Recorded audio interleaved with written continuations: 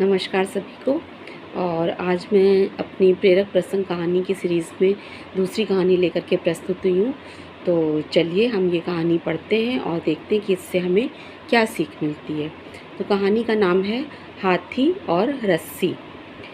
एक व्यक्ति रास्ते से गुजर रहा था, तभी उसने देखा कि एक हाथी एक छोटे से लकड़ी के खूंटे में बंधा खड़ा था।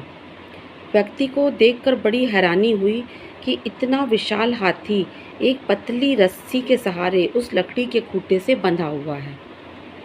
ये देखकर व्यक्ति को आश्चर्य भी हुआ और हंसी भी आई। उस व्यक्ति ने हाथी के मालिक से कहा, अरे ये हाथी तो इतना विशाल है, इतना बड़ा है, फिर इस पतली सी रस्सी और खूंटे से क्यों बंधा है? ये चाहे तो एक झटके में इस रस्सी को तोड़ सकता है, लेकिन ये फिर भी क्यों बंधा है? हाथी के मालिक ने व्यक्ति से कहा, श्रीमान, जब यह हाथी छोटा था मैंने उसी समय इसे रस्सी से बांधा था। उस समय इसने खूंटा उखाड़ने और रस्सी तोड़ने की पूरी कोशिश की, लेकिन यह छोटा था इसलिए नाकाम रहा। इसने हजारों कोशिशें की, लेकिन जब इसे यह रस्सी नहीं टूटी तो हाथी को यह विश्वास हो गया कि यह रस्सी बहुत मजबूत है और यह उसे कभी नहीं तोड़ पाएगा। इस तरह हाथी ने रस्सी तोड़ने की कोशिश ही ख़त्म कर दी। आज यह हाथी इतना विशाल हो चुका है, लेकिन इसके मन में आज भी यह विश्वास बना हुआ है कि यह रस्सी को नहीं तोड़ पाएगा, इसलिए यह रस्सी तोड़ने की कभी कोशिश ही नहीं करता। इसलिए इतना विशाल होकर भी यह हाथी एक पतली सी रस्सी से बंधा है।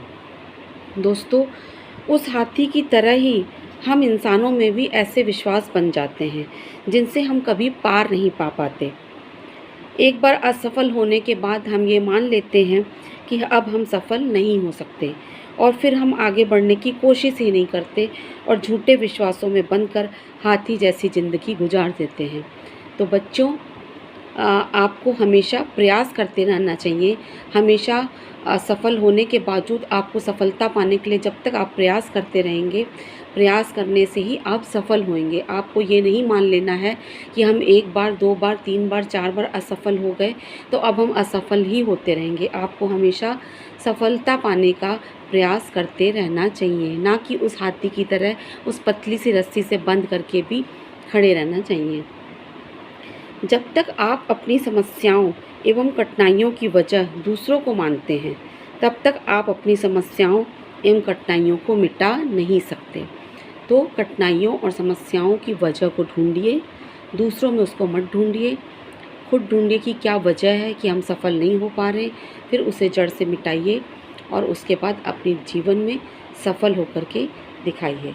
तो आशा है ये कहानी छोटे छोटे प्यारे प्यारे बच्चों को बहुत ही पसंद आएगी और वो इससे कुछ प्रेरणा भी पाएंगे और प्रेरक विचार भी उनके मन में आएगा, कुछ ज्ञान की बातें भी उनके मन में आएंगी और वो सफलता और असफलता के बीच की गहराई को समझ पाएंगे। तो इसी आशा के साथ मैं अपनी तीसरी कहानी के साथ अगले एपिसोड में प्रस्तुत होंगी। तब तक के लिए नमस्कार।